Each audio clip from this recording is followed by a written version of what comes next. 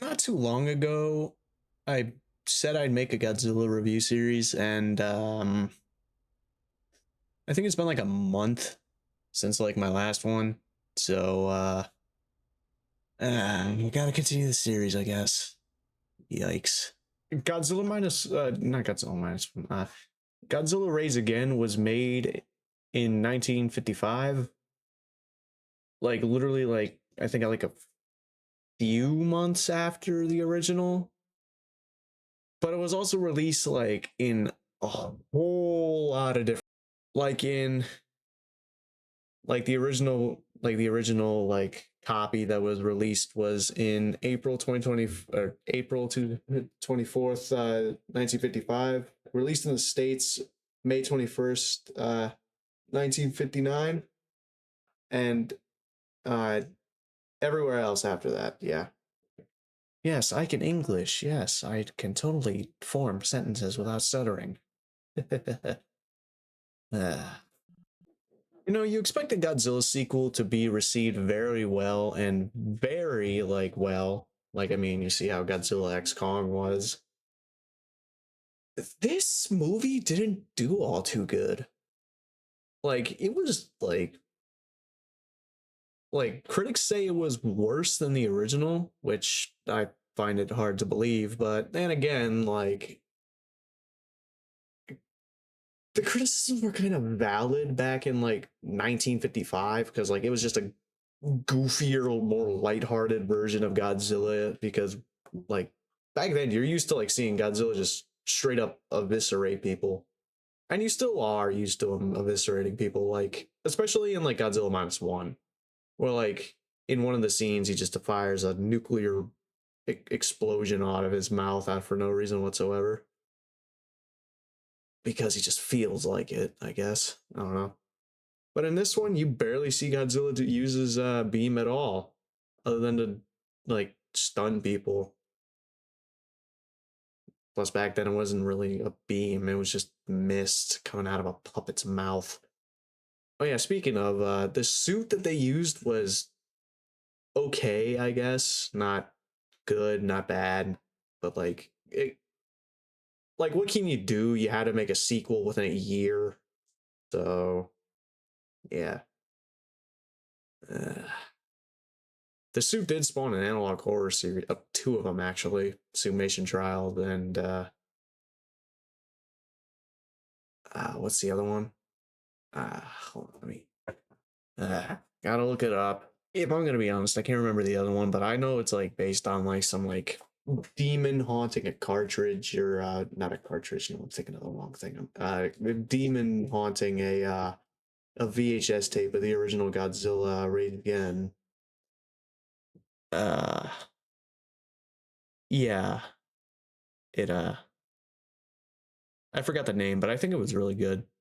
Oh yeah, and this is when Godzilla was nearly at his weakest, I think. I'm not certain because he was getting thrown around like a rag doll by Anguirus. Oh, sorry, hold on. If I gotta use his actual name back in 1955. Angulus. Ugh, disgusts me. Yeah, he was getting tossed around a little bit in there, but at the same time, Godzilla wasn't a total pushover. He was still very weak, I do admit that, but like his only noteworthy thing that he did was just fight, and that's about it. Anguirus even got turned to, I think, ash by Godzilla. And then the movie just kind of goes off the rails, trying to stop the quote unquote second Godzilla, or as he was known in the States, Gigantus, or some stupid reason beyond human comprehension, I guess. I don't know why the hell they named him Gigantus. Could you imagine if Godzilla was still named Gigantus to this day? That would that would be weird. That would just be insane. Believe it or not, this was also the same movie that trapped Godzilla in an iceberg that led to the eventual Godzilla versus King Kong movie in 1962. So more on this busted ass movie known as Godzilla Raids Again. It had throughout its releases, it had multiple different stories. Following the sleeper hit of the localization of Godzilla, a bunch of producers decided, hey, let's make more of this shit. And well, they decided to make more of that shit. And more of that shit they did. And that led to, I believe, 30, no, not 30, like 15 movies in the show era. Just 15 in the show era alone. What an achievement. What a massive achievement they made. And I said I would review every single one of them. Keeping my word even if it takes me a few years. Anyways, so basically the whole story, I don't even think there is a story to this fucking movie. I think it's just like, oh wow, submarine reaches Godzilla, submarine explodes to Godzilla. Or no, hold on, I actually remember this movie. I think it's like some scientists go to like a fucking island in like some random part in the Pacific Ocean. They then find Godzilla and Anguirus fighting, and Godzilla and Anguirus fall into the water. I think I might have a clip playing right now, but I'm not certain.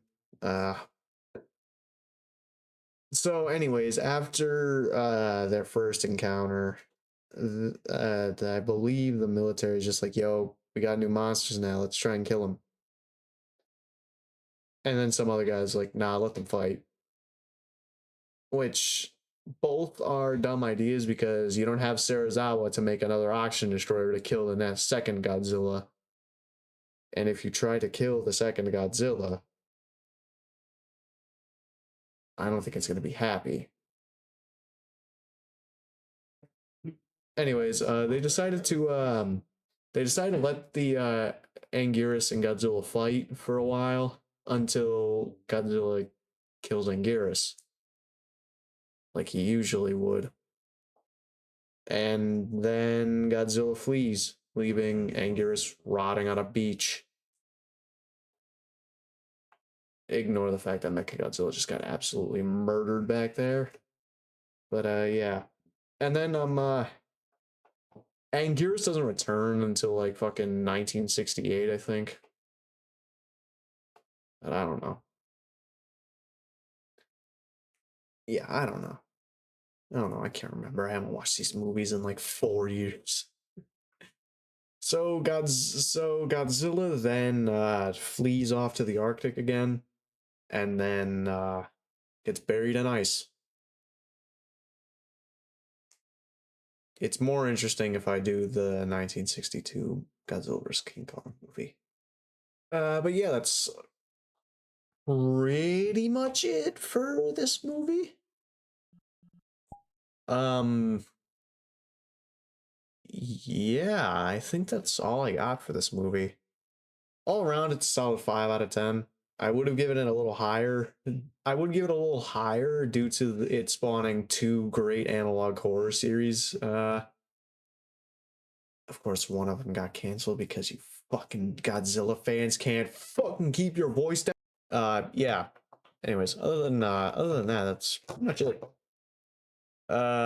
Like, subscribe, do whatever the hell you want to do. Help us beat the all-powerful entity known as Algae Rhythm. Yeah. That's all I got. Bye now.